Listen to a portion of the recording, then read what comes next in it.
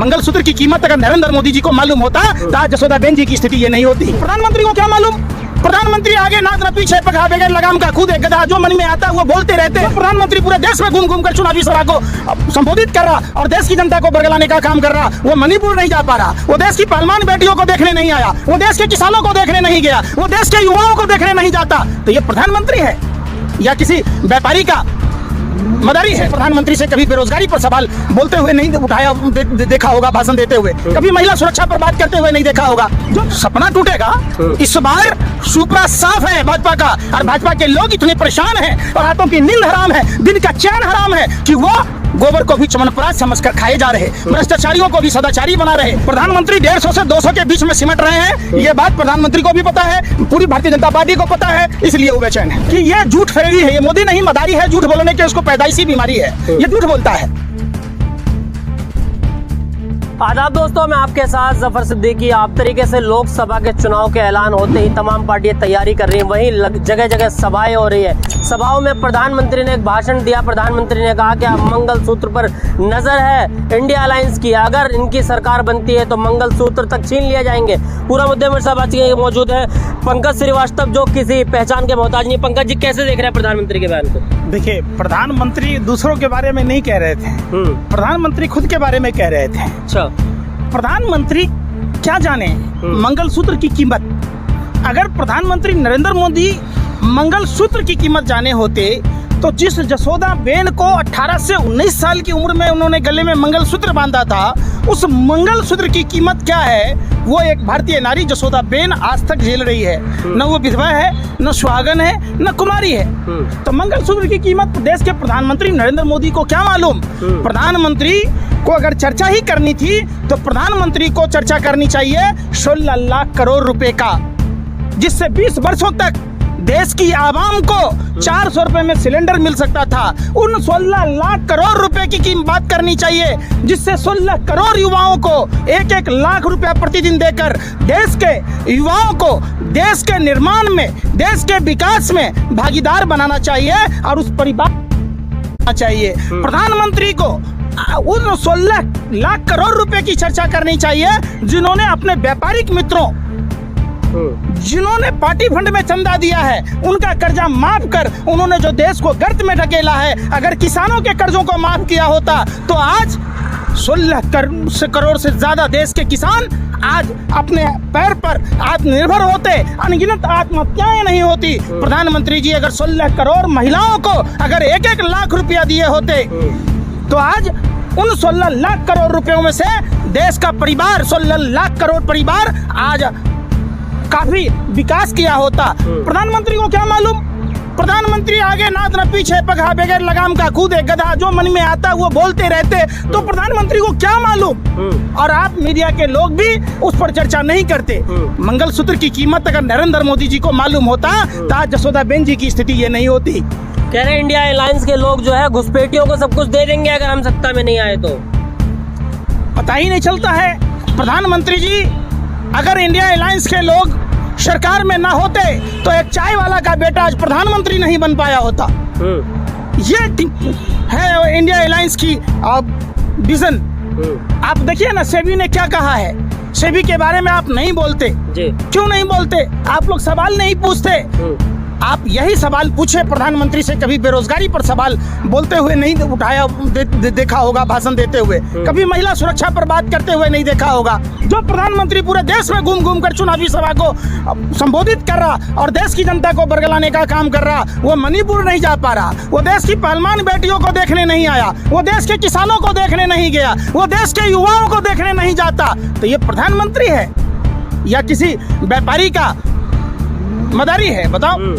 तो यह सवाल पूछता है भारत और प्रधानमंत्री पर थूकता है भारत। फिर भी 400 पार का सपना देख रहे हैं प्रधानमंत्री। देखिए, प्रधानमंत्री 400 सीट का सपना इनका कोरा सपना है। जिस पार्टी की औकात मेयर का चुनाव जीतने की नहीं है, चंडीगढ़ कांड आपने देखा होगा, सूरत कांड आपने देखा होगा, आपने देश में तमाम उन भ्रष्टाचारियों को, जिसको प्रधानमंत्री अपने ही मुंह से कहते थे ये भ्रष्टाचारी है, ये परिवारवादी हैं, उन्हीं लोगों के सहारे आज उन्हीं भ्रष्टाचारियों के बैसाखी पर प्रधानमंत्री 400 सीट का सपना देख रहे हैं। तो क्या लग रहा है कि सर प्रधानमंत्री का सपना टूट जाएगा? सपना टूटेगा। इस बार सुपरा साफ है भाजपा का, और भाजपा के लोग इतने परेशान हैं और रातों की नींद हराम है, दिन का चैन हराम है कि वो गोबर को भी चमनप्राश समझकर खाए जा रहे, भ्रष्टाचारियों को भी सदाचारी बना रहे, परिवारवादियों को, जिनको ये परिवारवादी कहते थे, आप देखिए ना भाजपा में, तो इनका सुपरा साफ है। जगह जगह पूरे इस बार कोई पार्टी चुनाव नहीं लड़ रही है। इस बार एक तरफ देश को ठगने वाले, देश को गर्त में ढकेलने वाले, देश के युवाओं के भविष्य को बर्बाद करने वाले, देश को महिलाओं को असुरक्षित करने वाले भारतीय जनता पार्टी और देश की आवाम के साथ देश का 90 करोड़ मतदाता तटस्थ भूमिका में है।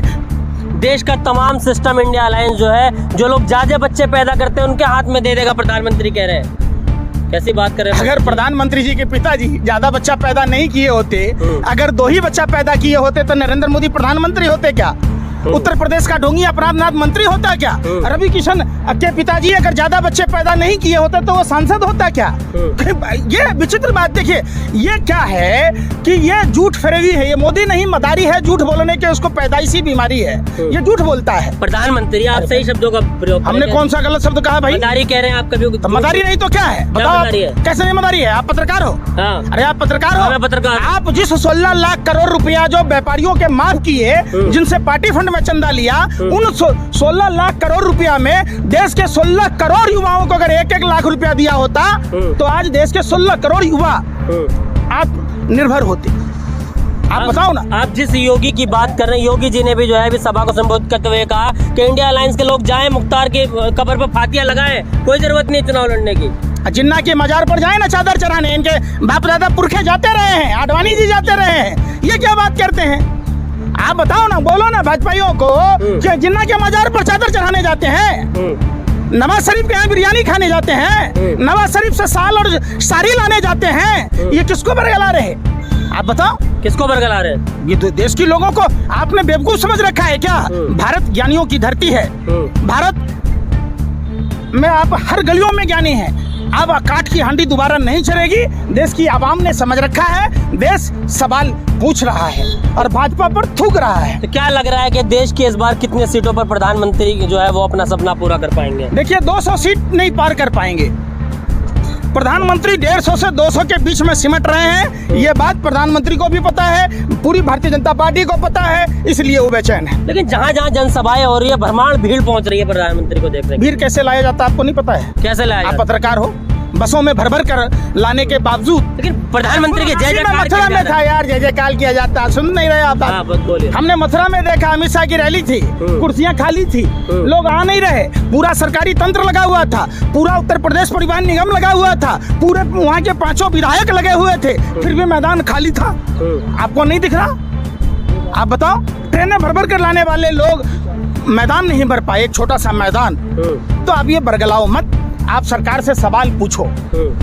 तो अब की बार 400 पार नहीं होंगे, आप ये कह रहे हैं? मतलब फिर वही 400 पार।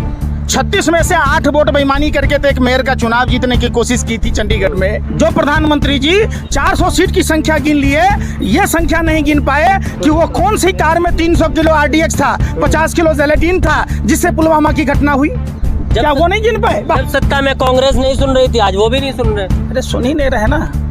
अगर नहीं सुने होते तो आप यहाँ पत्रकार नहीं होते। आपको नहीं पता है? जब वो ईवीएम का विरोध करते थे तो आप ये भी तो नहीं सुन रहे ना। मैं क्या कह रहा हूँ, 2014 से पहले क्या किसी मीडिया पर अंकुश था? आप स्वतंत्र थे। आज यहाँ तक कि सोशल मीडिया तक को भी बैन किया जा रहा है, उनको वीडियो अपलोड नहीं करने दिया जा रहा है, उनको उनके चैनल को डिमोनेटाइज किया जा रहा है। क्यों? कि सरकार का जो पाखंड है वो उजागर ना हो। तो आप भी पत्रकार हैं, आपको अपने पत्रकार का दर्द नहीं मालूम? और पूरे विश्व के सूचकांक में मीडिया का स्तर, भारतीय मीडिया का स्तर कितना गिर गया है, ये आपको भी पता है। अच्छा, एक आखिरी सवाल होगा कि क्या प्रधानमंत्री को क्या मैसेज देना चाहेंगे? जिस तरीके से लगातार वो जो है भाषण दे रहे हैं, कहीं पर उन्होंने लड़कियों की नक्काशी की बात करी है, तो उस पर क्या कहेंगे? देखिए, ये प्रधानमंत्री अभिनय के रियल लाइफ और रियल लाइफ में एक चेहरे पर कई चेहरे लगाने वाले प्रधानमंत्री हैं। इन मुखौटा चेंज करते रहते हैं। तो इस प्रधानमंत्री के बाद का, कौवे के पात का, घोड़े के लात का, तिल के बरोबर यानी झाड़ू के तिनके के बरोबर देश की जनता भरोसा नहीं करती है। चलिए, बहुत बहुत शुक्रिया पंकज श्रीवास्तव जी हमारे साथ थे।